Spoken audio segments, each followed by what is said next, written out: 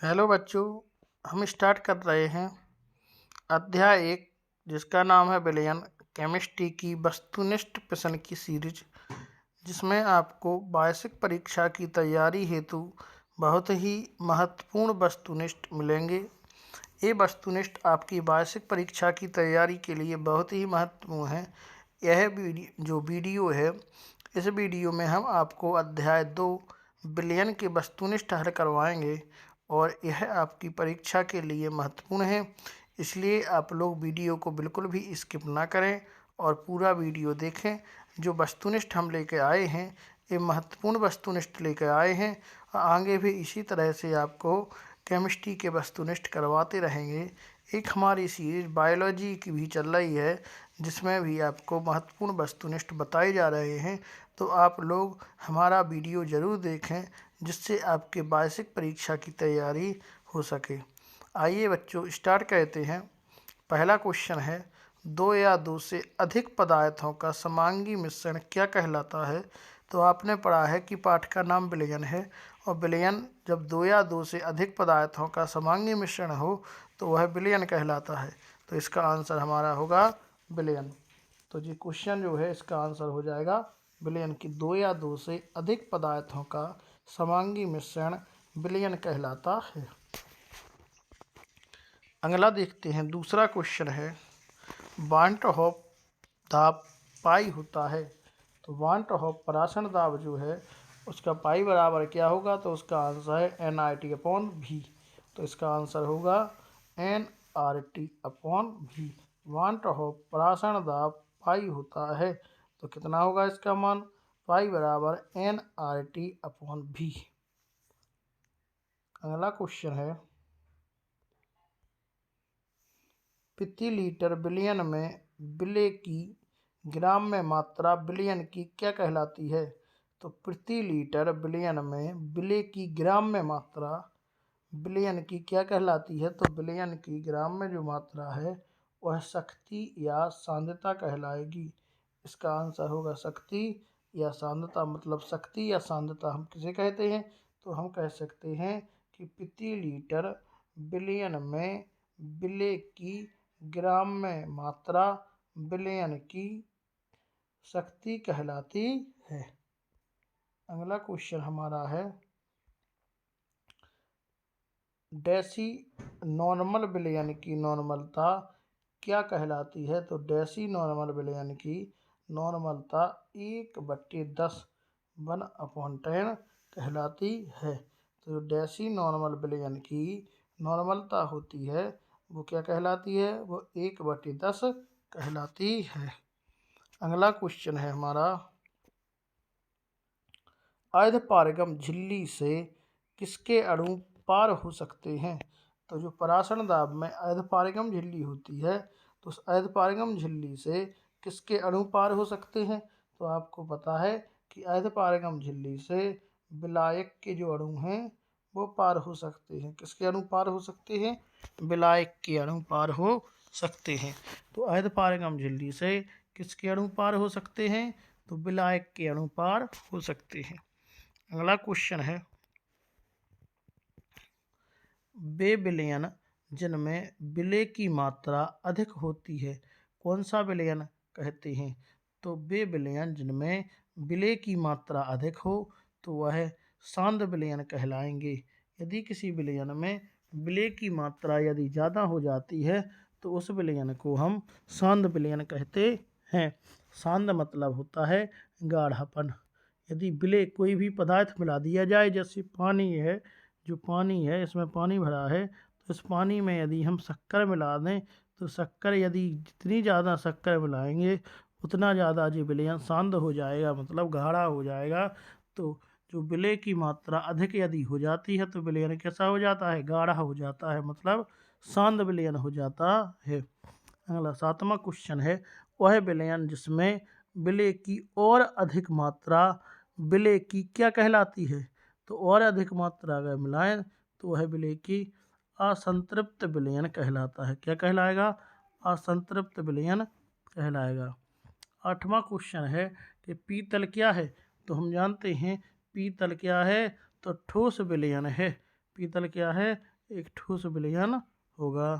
अगला 9वां क्वेश्चन है, वाष्पदाब में आपेक्षिक अवनमन किसके तुल्य होता है? तो वाष्पदाब में आपेक्षिक अवनमन किसके तुल्य होता है? तो वाष्पदाब में जो आपेक्षिक अवनमन है वह विलेय के मूल प्रभाज्य के तुल्य होता है। किसके तुल्य होता है? विलेय के मूल प्रभाज्य के तुल्य होता है। कौन? वाष्पदाब में आपेक्षिक अवनमन। अगला 10वां क्वेश्चन हमारा है कि ताप में वृद्धि कहने से गैसों की द्रव में विलेयता क्या होती है? तो ताप में यदि वृद्धि कह दें तो गैसों की द्रव में विलेयता घटती जाती है, और यदि ताप में कमी कह दें तो गैसों की द्रव में विलेयता बढ़ती जाएगी। तो यहाँ पे हम ताप में यदि वृद्धि करेंगे तो गैसों की द्रव में विलेयता घटती जाती है, मतलब कम होती जाती है। अगला 11वां क्वेश्चन है, शुद्ध जल की मूलयता क्या होती है? तो शुद्ध जल की मूलयता है 55.6 होती है। तो कितनी? शुद्ध जल की मूलयता 55.6 होती है। अगला क्वेश्चन है, अचार बनाने के लिए कच्चे आम को नमक के सांद्र विलयन में रखने पर यह क्यों सिकुड़ जाता है? तो यह प्राशन दाब के द्वारा यह जल होता है। तो क्या होता है? जो अचार में जल होता है वह उसमें चला जाता है, इसलिए क्या हो जाता है? ये अचार सिकुड़ जाता है। तो किस लिए? प्राशन दाब के द्वारा यह जल होता है। अगला 13वां क्वेश्चन हमारा है कि 1000 ग्राम विलायक में उपस्थित विलेय के मूलों की संख्या को क्या कहते हैं? तो 1000 ग्राम विलायक में उपस्थित विलेय के मूलों की संख्या को क्या कहते हैं? तो 1000 ग्राम विलायक में उपस्थित विलेय के मूलों की संख्या को मूललता कहते हैं। क्या कहेंगे? मूललता कहेंगे। तो इसका आंसर मूललता हो जाएगा। क्या हो जाएगा? मूललता। तो याद रखिए, फिर से देखिए, 1000 ग्राम विलायक में उपस्थित विलेय के मूलों की संख्या को क्या कहते हैं? मूललता कहते हैं। अगला क्वेश्चन है, गैसों की द्रव में विलेयता का नियम किसने दिया था? तो गैसों की द्रव में विलेयता का नियम हेनरी ने दिया था। किसने दिया था? हेनरी ने दिया था। तो इसका आंसर हो जाएगा हेनरी। अगला क्वेश्चन है 15वां क्वेश्चन है, अर्धपारगम झिल्ली रासायनिक रूप से किसकी बनी होती है? तो अर्धपारगम जो झिल्ली होती है वह रासायनिक रूप से कॉपर फेरोसाइनाइड की बनी होती है।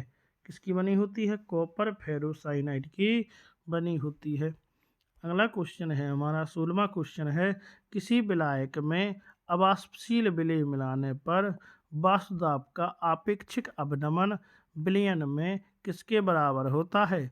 तो किसी विलायक में अवाष्पशील विलेय मिलाने पर वाष्पदाब का आपेक्षिक अवनमन विलयन में किसके बराबर होता है? तो यह है विलेय के मूल अंश के बराबर होगा। किसके बराबर?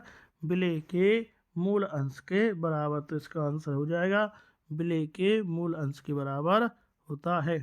अगला 17वां क्वेश्चन है हमारा, गैसों का गैस में मिश्रण क्या कहलाता है? तो गैसों को यदि गैस में मिलाएंगे तो हम कहेंगे गैसीय विलयन। क्या कहेंगे इसको? गैसीय विलयन कहेंगे। अगला क्वेश्चन है 18वां क्वेश्चन है कि अधिक मात्रा में विलेय की मात्रा क्या कहलाती है? तो विलेय की कण संख्या कहलाती है। यदि अधिक मात्रा में विलेय की मात्रा क्या कहलाती है? तो विलेय की कण संख्या कहलाएगी। अगला क्वेश्चन है 19वां क्वेश्चन है कि विलयन के 10⁻6 भाग में विलेय की ग्राम में मात्रा क्या कहलाएगी? तो विलेय के 10⁻6 भाग में विलयन के 10⁻6 भाग में विलेय की ग्राम में मात्रा ppm सांद्रता कहलाएगी। क्या कहलाएगी? ppm सांद्रता कहलाएगी। अगला 20वां क्वेश्चन है हमारा, इसका आंसर था ppm सांद्रता। 20वां क्वेश्चन है, NaCl की संरचना क्या है? तो NaCl की संरचना फलक केंद्रीय घनीय जालक है। कैसी है? फलक केंद्रीय घनीय जालक है।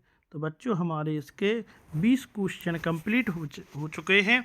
हम आपके लिए बहुत ही महत्वपूर्ण वार्षिक परीक्षा की दृष्टि से महत्वपूर्ण ऑब्जेक्ट लेके आ रहे हैं। आप लोग वीडियो को ज़रूर देखें, इसके बिल्कुल भी ना करें, क्योंकि यह हमारी वार्षिक परीक्षा की तैयारी के लिए बहुत ही महत्वपूर्ण वस्तुनिष्ठ हैं। आप लोग यदि इन वस्तुनिष्ठों को पढ़ के जाते हैं तो आपके वार्षिक परीक्षा में यह वस्तुनिष्ठ आने की बहुत ही संभावना है। इसलिए आप वीडियो को ज़रूर देखें। और हमारी सीरीज जो चल रही है यह आपकी वार्षिक परीक्षा की तैयारी के लिए ही चल रही है। तो हम आपके लिए बहुत ही महत्वपूर्ण वस्तुनिष्ठ लेकर आ रहे हैं, इसलिए आप लोग हमारी वीडियो ज़रूर देखें और इसमें आप लोगों को महत्वपूर्ण वस्तुनिष्ठ ऑब्जेक्ट मिलेंगे। धन्यवाद बच्चों।